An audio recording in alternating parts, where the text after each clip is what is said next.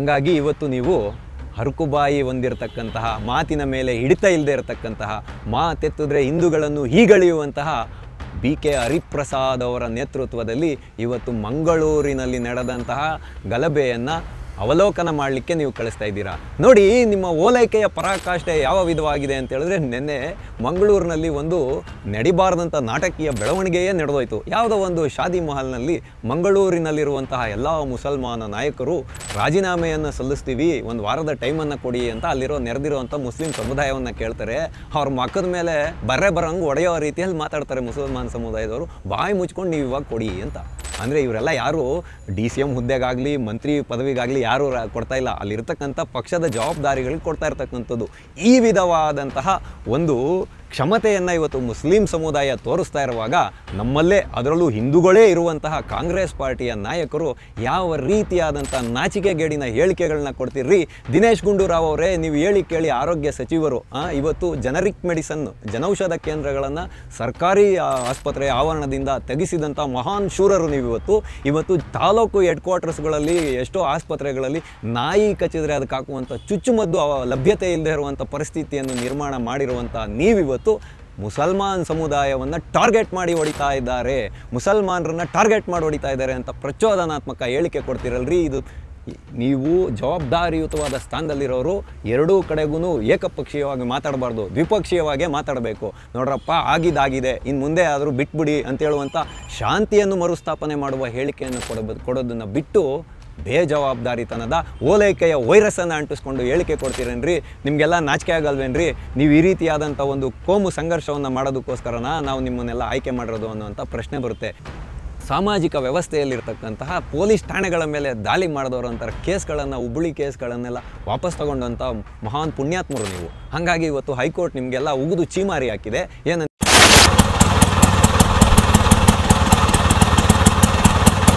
TV ವಿಕ್ರಮದ ಸಮಸ್ತ ವೀಕ್ಷಕರಿಗೆ ಆಟೋವಾಲಾ ಕಾರ್ಯಕ್ರಮಕ್ಕೆ ಆತ್ಮೀಯವಾದ ಸ್ವಾಗತ.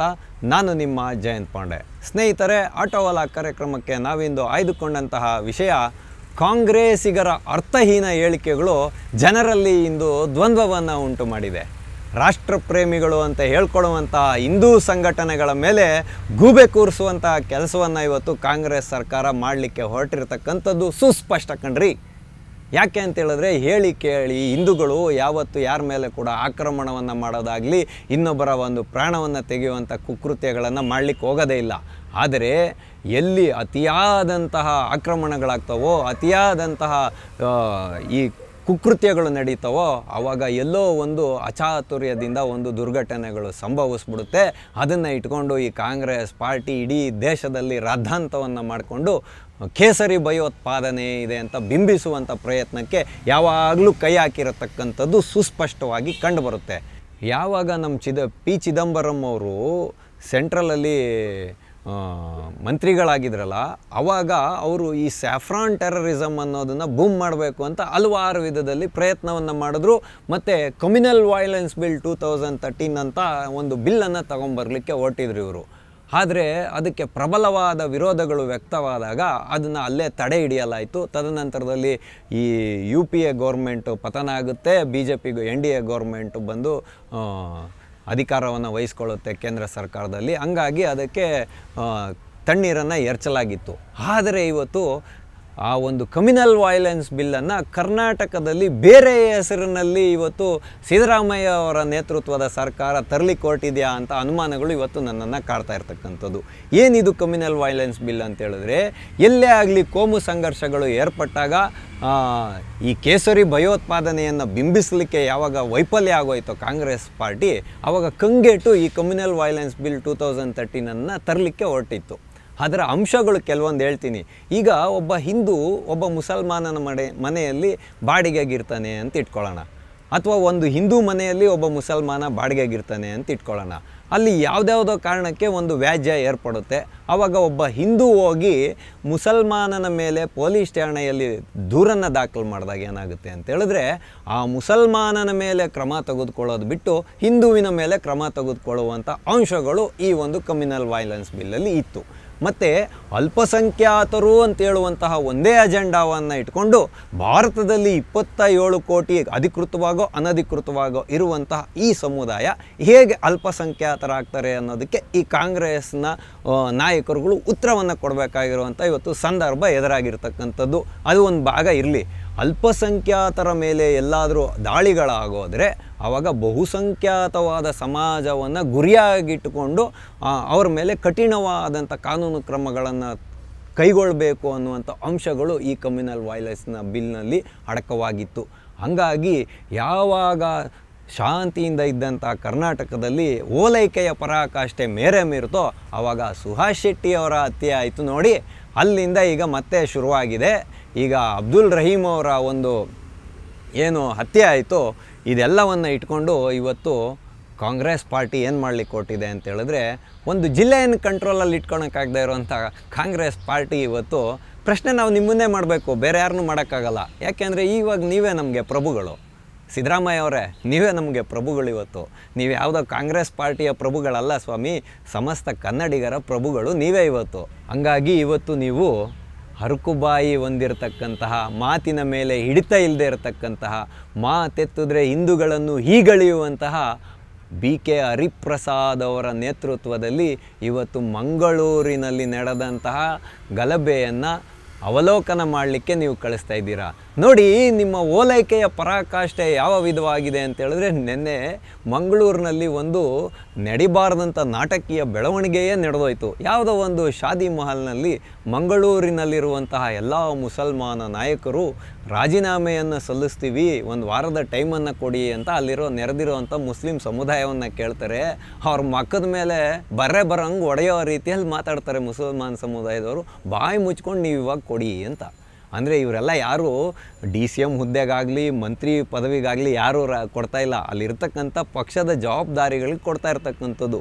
ಈ ವಿಧವಾದಂತಹ ಒಂದು ಕ್ಷಮತೆಯನ್ನು ಇವತ್ತು ಮುಸ್ಲಿಂ ಸಮುದಾಯ ತೋರಿಸ್ತಾ ಇರುವಾಗ, ನಮ್ಮಲ್ಲೇ ಅದರಲ್ಲೂ ಹಿಂದೂಗಳೇ ಇರುವಂತಹ ಕಾಂಗ್ರೆಸ್ ಪಾರ್ಟಿಯ ನಾಯಕರು ಯಾವ ರೀತಿಯಾದಂಥ ನಾಚಿಕೆಗೇಡಿನ ಹೇಳಿಕೆಗಳನ್ನ ಕೊಡ್ತೀರ್ರಿ. ದಿನೇಶ್ ಗುಂಡೂರಾವ್ ಅವರೇ, ನೀವು ಹೇಳಿ ಕೇಳಿ ಆರೋಗ್ಯ ಸಚಿವರು ಇವತ್ತು ಜನರಿಕ್ ಮೆಡಿಸನ್ ಜನೌಷಧ ಕೇಂದ್ರಗಳನ್ನು ಸರ್ಕಾರಿ ಆಸ್ಪತ್ರೆಯ ಆವರಣದಿಂದ ತೆಗೆಸಿದಂಥ ಮಹಾನ್ ಶೂರರು ನೀವು. ಇವತ್ತು ತಾಲೂಕು ಹೆಡ್ ಕ್ವಾರ್ಟರ್ಸ್ಗಳಲ್ಲಿ ಎಷ್ಟೋ ಆಸ್ಪತ್ರೆಗಳಲ್ಲಿ ನಾಯಿ ಕಚ್ಚಿದ್ರೆ ಅದಕ್ಕೆ ಹಾಕುವಂಥ ಚುಚ್ಚುಮದ್ದು ಲಭ್ಯತೆ ಇಲ್ಲದೆ ಇರುವಂಥ ಪರಿಸ್ಥಿತಿಯನ್ನು ನಿರ್ಮಾಣ ಮಾಡಿರುವಂಥ ನೀವಿವತ್ತು ಮುಸಲ್ಮಾನ್ ಸಮುದಾಯವನ್ನು ಟಾರ್ಗೆಟ್ ಮಾಡಿ ಹೊಡಿತಾ ಇದ್ದಾರೆ, ಮುಸಲ್ಮಾನರನ್ನು ಟಾರ್ಗೆಟ್ ಮಾಡಿ ಹೊಡಿತಾ ಇದ್ದಾರೆ ಅಂತ ಪ್ರಚೋದನಾತ್ಮಕ ಹೇಳಿಕೆ ಕೊಡ್ತಿರಲ್ರಿ. ಇದು ನೀವು ಜವಾಬ್ದಾರಿಯುತವಾದ ಸ್ಥಾನದಲ್ಲಿರೋರು ಎರಡೂ ಕಡೆಗೂ ಏಕಪಕ್ಷೀಯವಾಗಿ ಮಾತಾಡಬಾರ್ದು, ದ್ವಿಪಕ್ಷೀಯವಾಗೇ ಮಾತಾಡಬೇಕು. ನೋಡ್ರಪ್ಪ, ಆಗಿದ್ದಾಗಿದೆ, ಇನ್ನು ಮುಂದೆ ಆದರೂ ಬಿಟ್ಬಿಡಿ ಅಂತೇಳುವಂಥ ಶಾಂತಿಯನ್ನು ಮರುಸ್ಥಾಪನೆ ಮಾಡುವ ಹೇಳಿಕೆಯನ್ನು ಕೊಡೋದನ್ನು ಬಿಟ್ಟು ಬೇಜವಾಬ್ದಾರಿತನದ ಓಲೈಕೆಯ ವೈರಸ್ಸನ್ನು ಅಂಟಿಸ್ಕೊಂಡು ಹೇಳಿಕೆ ಕೊಡ್ತೀರೇನ್ರಿ? ನಿಮಗೆಲ್ಲ ನಾಚಿಕೆ ಆಗಲ್ವೇನ್ರಿ? ನೀವು ಈ ರೀತಿಯಾದಂಥ ಒಂದು ಕೋಮು ಸಂಘರ್ಷವನ್ನು ಮಾಡೋದಕ್ಕೋಸ್ಕರನ ನಾವು ನಿಮ್ಮನ್ನೆಲ್ಲ ಆಯ್ಕೆ ಮಾಡಿರೋದು ಅನ್ನೋಂಥ ಪ್ರಶ್ನೆ ಬರುತ್ತೆ. ಇನ್ನು DK ಶಿವಕುಮಾರ್ ಅವರು ಹೇಳ್ತಾರೆ, ನಾವೆಲ್ಲ ಹಿಂದೂ, ನಾವೆಲ್ಲ ಒಂದು ಅಂತ ಹೇಳ್ಬಿಡ್ತಾರೆ. ಆದರೆ DK ಶಿವಕುಮಾರ್ಗೆ ಅವರೂ ಬೇಕು, ಬೌದ್ಧರೂ ಬೇಕು, ಕ್ರೈಸ್ತರೂ ಬೇಕು, ಎಲ್ಲರೂ ಸೇರಿಸುವಂಥ ಕೆಲಸವನ್ನು ನಾವು ಮಾಡ್ತಾ ಇರೋದು. ಗ್ಯಾರಂಟಿಗಳನ್ನೇ ಬೇಡ ಅಂತ ವಿರೋಧ ಮಾಡ್ತಾ ಇದ್ದಂಥ ಮಂಗಳೂರವರು ಹೊಟ್ಟೆ ಬಟ್ಟೆಗೋಸ್ಕರ ಇವತ್ತು ಗ್ಯಾರಂಟಿಗೆ ಕಾಂಗ್ರೆಸ್ ಸರ್ಕಾರವನ್ನು ಬಳಸ್ಕೊಳ್ತಾರೆ, ಆದರೆ ಮತವನ್ನು ಮಾತ್ರ ಬೇರೆ ಪಕ್ಷಕ್ಕೆ ಹಾಕ್ತಾರೆ ಅಂತೇಳುವಂಥ ಹೇಳಿಕೆಗಳನ್ನ ಕೊಡ್ತೀರಾ. ಇನ್ನು ನಮ್ಮ ಮಗು ಇದ್ದಾರಲ್ಲ ಪರಮೇಶ್ವರ್ ಅವರು, ಅವ್ರು ಕೊಟ್ಟಂಥ ಹೇಳಿಕೆ ನೋಡಿ, ನಾವಿವಾಗ ಆ್ಯಂಟಿ ಕಮ್ಯುನಲ್ ಫೋರ್ಸ್ ನಾವಿವತ್ತು ಜಾರಿಗೆ ತೊಗೊಂಬಂದಿದ್ದೀವಿ, ನಕ್ಸಲ್ ನಿಗ್ರಹ ಪಡೆಯಲ್ಲಿಂದ 249 ಜನರನ್ನು ಈ ಕಡೆ ಸೇರಿಸಿ ಮಾಡಿದ್ದೀವಿ ಅಂತ ಹೇಳ್ತಾ ಇದ್ದಾರೆ. ನಾನು ಇದೇ ಕಾರಣಕ್ಕೆ ಹೇಳಿದ್ದು. ಯಾಕೆ ಅಂತ ಹೇಳಿದ್ರೆ, ಇವತ್ತು ಹೇಳಿ ಕೇಳಿ ಕರ್ನಾಟಕದಲ್ಲಿ ಸುಭದ್ರವಾದಂಥ ಸರ್ಕಾರ ಇರತಕ್ಕಂಥದ್ದು. ಕಮ್ಯುನಲ್ ವೈಲೆನ್ಸ್ ಬಿಲ್ 2013 ಏನಿತ್ತು, ಅದರ ಅಂಶಗಳನ್ನೇ ಇಲ್ಲಿ ಇವರು ಪ್ರಾಯೋಗಿಕ ಶಾಲೆಯಾಗಿ ಬೇರೆ ಹೆಸರಿನಲ್ಲಿ ಮಾಡಲಿಕ್ಕೆ ಕೊಟ್ಟಿದ್ದಾರೆ ಅಂತ ಅನುಮಾನ ಕಾಡ್ತಾ ಇರ್ತಕ್ಕಂಥದ್ದು. ಯಾಕೆ ಅಂತ ಹೇಳಿದ್ರೆ, ಸುಹಾಸ್ ಶೆಟ್ಟಿ ಅವರ ಹತ್ಯೆ ಆದಾಗ ಪರಮೇಶ್ವರ್ ಅವ್ರನ್ನ ಅವ್ರ ಮನೆಗೆ ಹೋಗಲಿಕ್ಕೆ ಬಿಡದೇ ಇದ್ದಂಥ ಒಂದು ಮುಸ್ಲಿಂ ಸಮುದಾಯ ಅಲ್ಲಿಂದಲ್ಲೇ ವಾಪಸ್ ಕಳಿಸಿತ್ತು ಅವ್ರನ್ನ. ಹಾಗಾಗಿ BJPಗರು ಮುಸಲ್ಮಾನ್ ಯುವಕರು ಇದಾಗೋದಾಗ ಅವ್ರ ಮನೆಗೆ ಹೋಗಿಲ್ಲ ಅಂತ ಹೇಳುವಂಥ ಆಪಾದನೆಯನ್ನು ನೀವು ಮಾಡ್ತೀರಾ. ಆದರೆ ಎಲ್ಲಿಯೂ ಕೂಡ BJP ಸರ್ಕಾರ ಕಮ್ಯುನಲ್ ವೈಲೆನ್ಸ್ ಬಿಲ್ಲನ್ನು ದೇಶದಲ್ಲಿ ಜಾರಿಗೆ ತೊಗೊಂಬರಲಿಕ್ಕೆ ಹೊರಟಿರಲಿಲ್ಲ. ಅದನ್ನು ತರಲಿಕ್ಕೆ ಹೊರಟಿದ್ದು ನೀವು.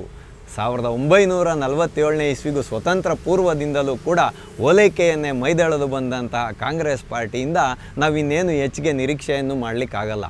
ಯಾರ್ಯಾರು ಸಾಮಾಜಿಕ ವ್ಯವಸ್ಥೆಯಲ್ಲಿರ್ತಕ್ಕಂತಹ ಪೊಲೀಸ್ ಠಾಣೆಗಳ ಮೇಲೆ ದಾಳಿ ಮಾಡಿದವರಂಥ ಕೇಸ್ಗಳನ್ನು, ಹುಬ್ಬಳ್ಳಿ ಕೇಸ್ಗಳನ್ನೆಲ್ಲ ವಾಪಸ್ ತಗೊಂಡಂಥ ಮಹಾನ್ ಪುಣ್ಯಾತ್ಮರು ನೀವು. ಹಾಗಾಗಿ ಇವತ್ತು ಹೈಕೋರ್ಟ್ ನಿಮಗೆಲ್ಲ ಉಗಿದು ಚೀಮಾರಿ ಹಾಕಿದೆ. ಏನಂತೇಳಿದ್ರೆ ಈ ರೀತಿಯಾದಂಥ ಪೊಲೀಸ್ ಠಾಣೆಗಳ ಮೇಲೆ ಆಗಲಿ ಸಮಾಜದ ಸಾಮರಸ್ಯ ಕದಡೋರ ಮೇಲಿರುವಂಥ ಕೇಸ್ಗಳನ್ನು ವಾಪಸ್ ತೊಗೊಳಕ್ಕಾಗಲ್ಲ ಅಂತ ಚೀಮಾರಿ ಹಾಕಿದೆ. ಇದೆಲ್ಲ ನೋಡೋವಾಗ ನಮಗೆ ತುಂಬ ನೋವಾಗತ್ತೆ ರೀ. ನಾವು ಹೇಳ್ತಾ ಇರ್ತಕ್ಕಂಥದ್ದು ಏನು ಅಂತೇಳಿದ್ರೆ, ಯಾರೇ ಇರಲಿ ಎರಡೂ ಸೈಡಿಂದ ಯಾವುದೂ ಆಗಬಾರ್ದು. ರೆಡ್ ಹೊಚ್ಚೆ ಮೊದಲೆಟ್ಟು ಅಂತ ಒಂದು ಮಾತಿದೆ, ರೆಡ್ಡಿ ಬಂದ ಮೊದಲಿಂದ ಶುರು ಮಾಡುವಂಥ. ಹಂಗಾಗಿ ಇವತ್ತು ಕಾಂಗ್ರೆಸ್ ಪಾರ್ಟಿ ಏನಿದೆ, ನೀವು ಸ್ಪಷ್ಟವಾದ ಒಂದು ಚಿತ್ರಣವನ್ನು ಕೊಡಬೇಕಂದ್ರೆ ಮೊದಲ ಹೆಣ ಬೀಳಿಸಿದ್ದು ಯಾರು ಅನ್ನೋದು ಅವ್ರಿಗೆ ಫಸ್ಟು ನೀವು ಹೇಳಬೇಕು. ನೀವು ಇದನ್ನು ಬಿಟ್ಟುಬಿಡಿ, ಅದು ತಟಸ್ಥ ಆಗೋಗುತ್ತೆ ಅನ್ನುವಂಥ ಪ್ರಶ್ನೆಯನ್ನು ನೀವು ಇವತ್ತು ಹೇಳಬೇಕಾಗಿತ್ತು. ಆದರೆ ಈ ಸರಣಿ ಹತ್ಯೆಗಳನ್ನು ನೋಡಿ ಇವತ್ತು ಹಿಂದೂ ಸಂಘಟನೆಗಳ ಹತ್ರ ಯಾರು ಸುಳಿಬಾರ್ದು ಅನ್ನುವಂಥ ಒಂದು ಪ್ರಶ್ನೆ ಹುಟ್ಟಾಕಬೇಕು ಅನ್ನುವಂಥ ಒಂದು ಇದಕ್ಕೆ ನೀವು ಇವತ್ತು ಕೈ ಹಾಕ್ತಾ ಇದ್ದೀರಲ್ಲ. ಇವಾಗ ರಹೀಮ್ ಅವರ ಕೊಲೆ ಆಗಿದೆ, ಸುಹಾಸ್ ಶೆಟ್ಟಿ ಅವರ ಕೊಲೆ ಆಗಿದೆ. ಎರಡು ಕುಟುಂಬಗಳೇನಿದ್ದಾವೆ ಇವತ್ತು ಅನಾಥರಾಗಿದ್ದಾರೆ. ಅವ್ರಿಗೆ ನ್ಯಾಯವನ್ನು ಕೊಡಬೇಕು, ಇದರಲ್ಲಿ ಯಾರೂ ಇಲ್ಲ ಅಂತ ಹೇಳ್ತಾ ಇಲ್ಲ. ಆದರೆ ಇಲ್ಲಿ ಅನುಮಾನಗಳಿರ್ತಕ್ಕಂಥದ್ದು ಓಲೈಕೆಯ ವೈರಸ್ಸನ್ನು ಹೊದ್ದು ಬೆಚ್ಚಗೆ ಮಲಗಿರುವಂತಹ ಕಾಂಗ್ರೆಸ್ ಪಾರ್ಟಿಯ ಮೇಲೆ. ಕಾಂಗ್ರೆಸ್ ಪಾರ್ಟಿಗೆ ಮಲಗಿದ್ದಾಗೂ ಕೂಡ ಒಂದು ದುಸ್ವಪ್ನ ಕಾಡಲಿಕ್ಕೆ ಶುರುವಾಗಿದೆ. ಅದೇನು ಅಂತೇಳಿದ್ರೆ SDPI.